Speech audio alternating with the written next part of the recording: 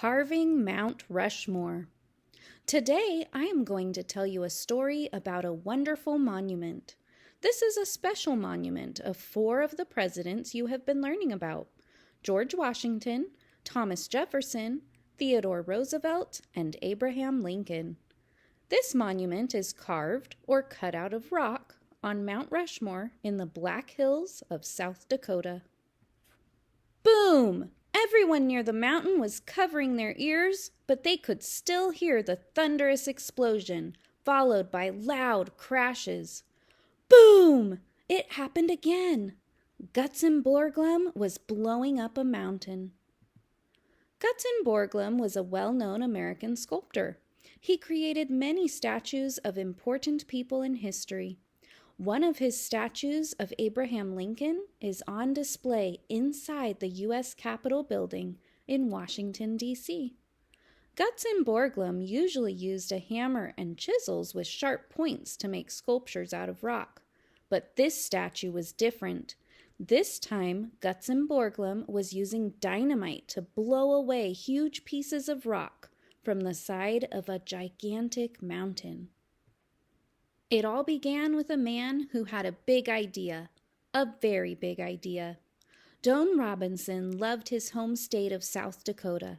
He loved hearing stories about South Dakota from long ago.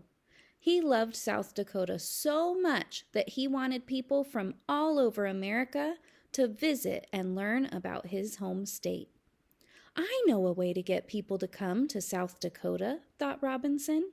People will come to see a giant statue carved into the side of one of our big mountains.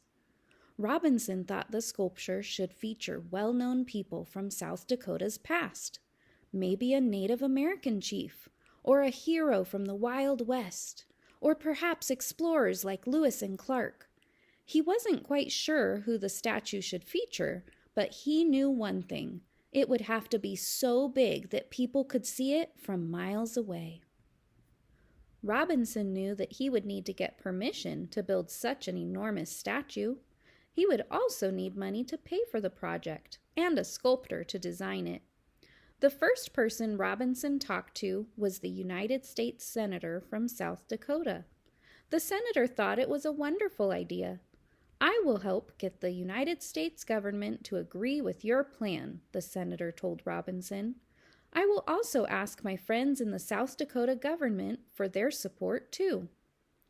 Not everyone thought the idea to carve a giant statue in the mountains of South Dakota was a good one. For many, many years, various Native American tribes lived on the land around Mount Rushmore. Many Native Americans, including the Lakota Sioux, believed the area of the Black Hills where Mount Rushmore was to be carved was sacred or holy land. They did not think it was right that their sacred land was first taken away from them years earlier. And now they did not believe that a statue should be carved into the mountain. Despite the Native Americans' objections, Robinson and the senator moved forward with their plan to find a sculptor. They found the perfect man for the job: Gutzon Borglum. Gutzon Borglum came to South Dakota to see the mountains for himself. He liked the idea of carving a huge statue into the Black Hills, but he believed this project should be even bigger than Robinson and the senator first imagined. "To attract people from all over America," said the sculptor, "we should carve statues of people who are familiar across the country, not just well-known in South Dakota." Robinson and the senator liked Borglum's idea. It was Borglum who suggested 4 presidents who he felt symbolized the first 150 years of America: Presidents Washington, Jefferson, Lincoln, and Roosevelt. President George Washington was our first president. President Thomas Jefferson wrote the Declaration of Independence.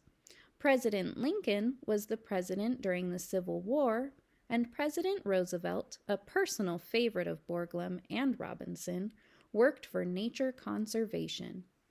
With the others' support, Gutzon Borglum began to search the Black Hills for the right spot to carve his monument.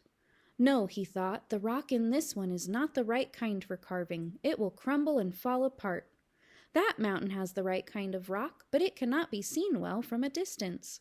Finally, Borglum announced, "We shall carve Mount Rushmore. American history will march along that mountaintop."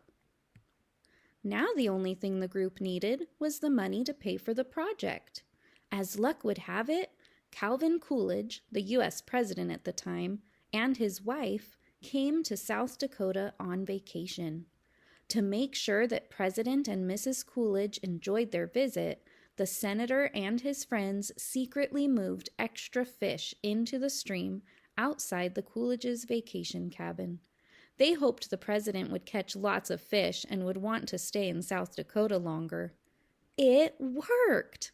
While he was there, Gutzon Borglum and Doane Robinson went to ask the president to help raise money for their project. President Coolidge liked the idea, too. He gave a speech about their plan so people from all across the country would read about it and send money to help. Finally, Gutzon Borglum could begin carving the mountainside monument. This carving was too big to create with a hammer and chisel, the way Borglum sculpted other statues. Some of the chunks of rock he wanted to cut away from the mountainside were as big and heavy as a truck. He would have to blow them away with dynamite. Gutzon Borglum had about 400 people helping him. Many had worked in mines and knew about cutting rock. Others had used dynamite to blow open holes for mines. But they told Borglum, "Nobody has ever asked us to shape a mountain before. We do not know where to set the dynamite so it will explode in the right direction. We don't know how to blow up just the right amount of rock, but not too much." Borglum had to figure out how to do that himself and teach his workers. Every step had to be done very carefully.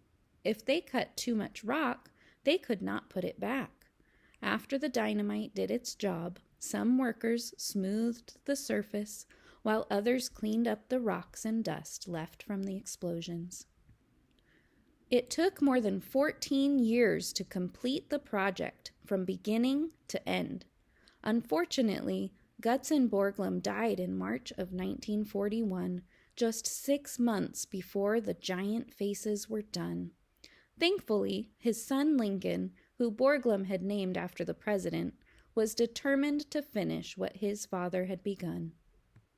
Today, millions of people from all across America and all around the world visit Mount Rushmore every year to see the enormous images of Washington, Jefferson, Roosevelt, and Lincoln.